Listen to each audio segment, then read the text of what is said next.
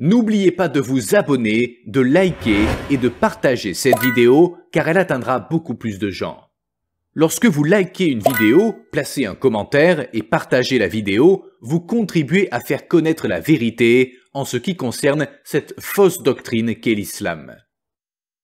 J'ai eu l'occasion de discuter avec un frère chrétien qui m'a présenté un apostat de l'islam.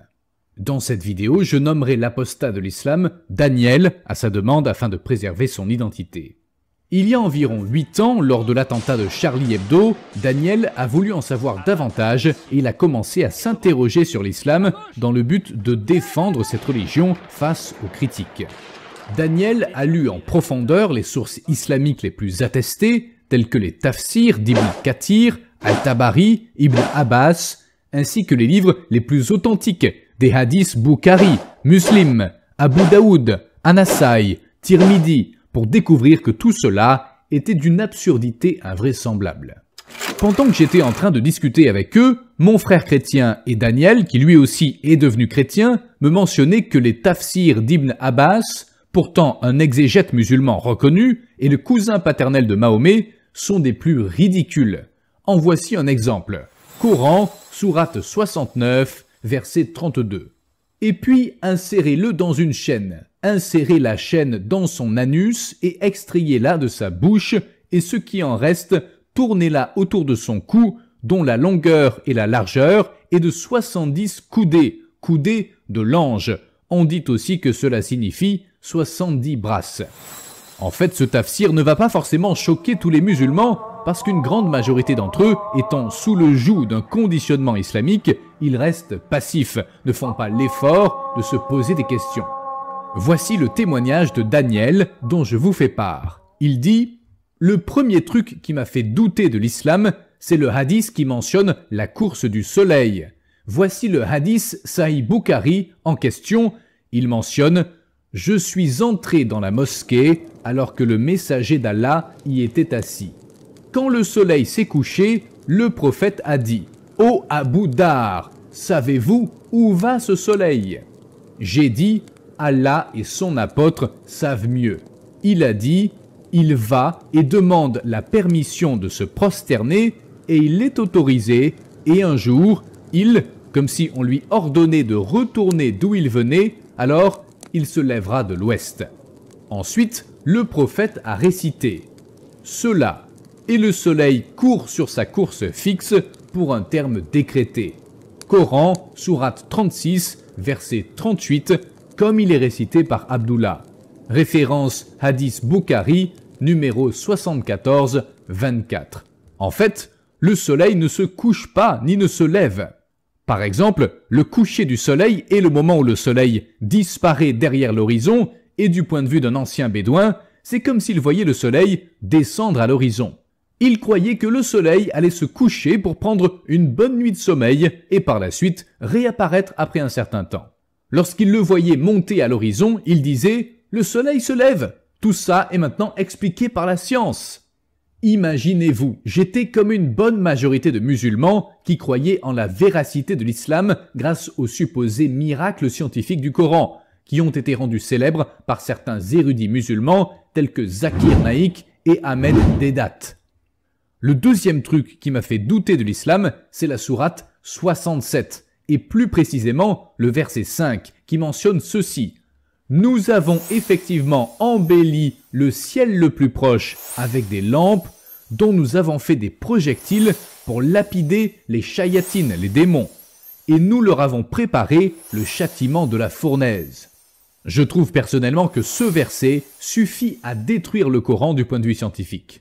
Les tafsirs d'Ibn Abbas et Al-Jalalayn que je vous invite à découvrir résument ceci, qu'Allah a embelli le ciel le plus proche avec des étoiles et qu'il a fait des étoiles des projectiles ou missiles pour lapider les démons. Tout cela est invraisemblable, impossible, mais pourtant c'est bien écrit dans le Coran et expliqué par les tafsirs. Il y a plusieurs points que je pourrais citer à propos des miracles scientifiques impossibles, mais les deux que je viens de mentionner sont suffisants pour démolir la crédibilité du Coran ou des hadiths sahih. Maintenant, je voudrais m'attaquer à l'aspect moral de cette doctrine islamique. Je vais vous parler d'un point abominable, horrifiant et très choquant concernant le mariage, le divorce et les rapports sexuels avec les petites filles prépubères. Je vais me baser sur un seul verset, ça va aller rapidement. Je pense que beaucoup parmi vous avez des petites filles, elles sont la prunelle de vos yeux. Je vous demande d'être honnête avec vous-même et de voir si vous accepteriez ce qui va suivre. Cette partie de la sourate 65 nous parle tout simplement de la période d'attente, Ida, pour les femmes ménopausées, enceintes et les petites filles prépubères qui viennent de divorcer.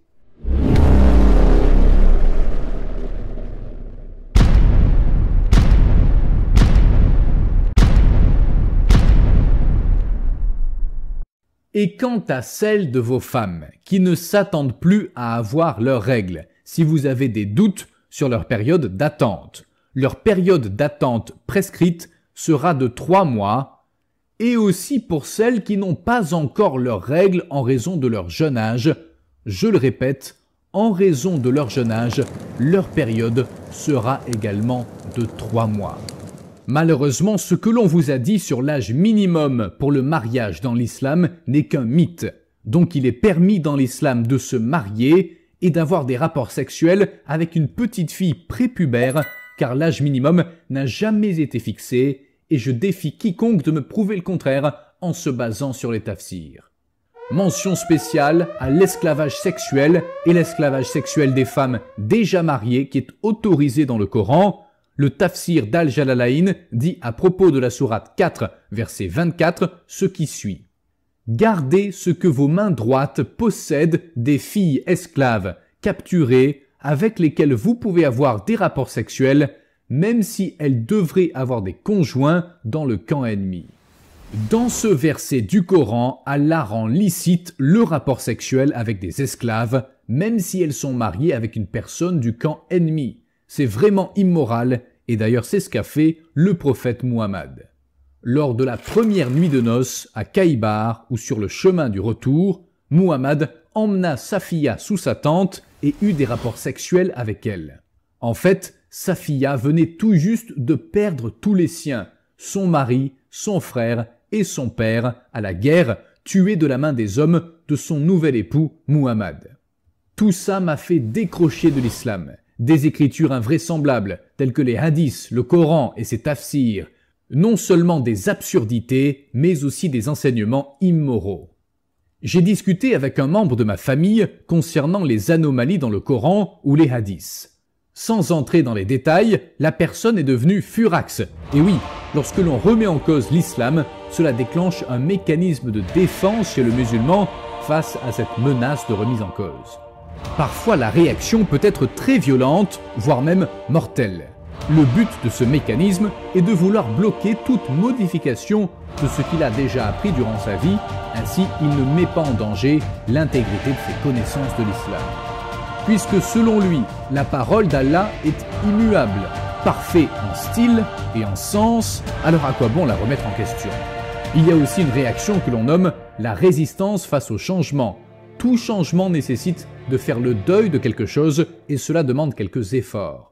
On sait ce que l'on va perdre alors qu'on ignore encore ce que l'on aura. Donc le musulman ne veut pas s'investir davantage dans une recherche qui pourrait chambouler son mode de vie, sa manière de penser. Alors il préfère continuer à vivre comme si de rien n'était, il résiste au changement.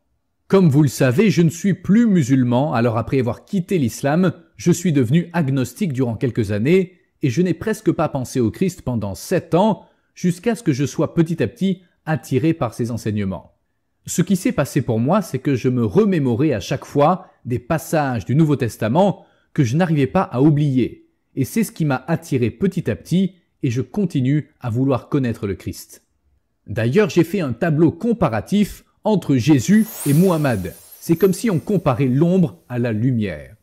J'ai remis le tableau comparatif à Galate pour qu'il l'expose durant mon témoignage. Vous pourrez comparer quel est vraiment le bon modèle à suivre.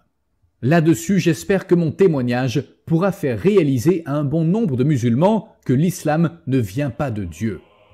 Je dis ça pour le salut de votre âme. Ne restez pas passif, affaissé vis-à-vis d'une question si cruciale. Est-ce que le Coran vient vraiment de Dieu? Est-ce que Muhammad est vraiment un bon modèle à suivre?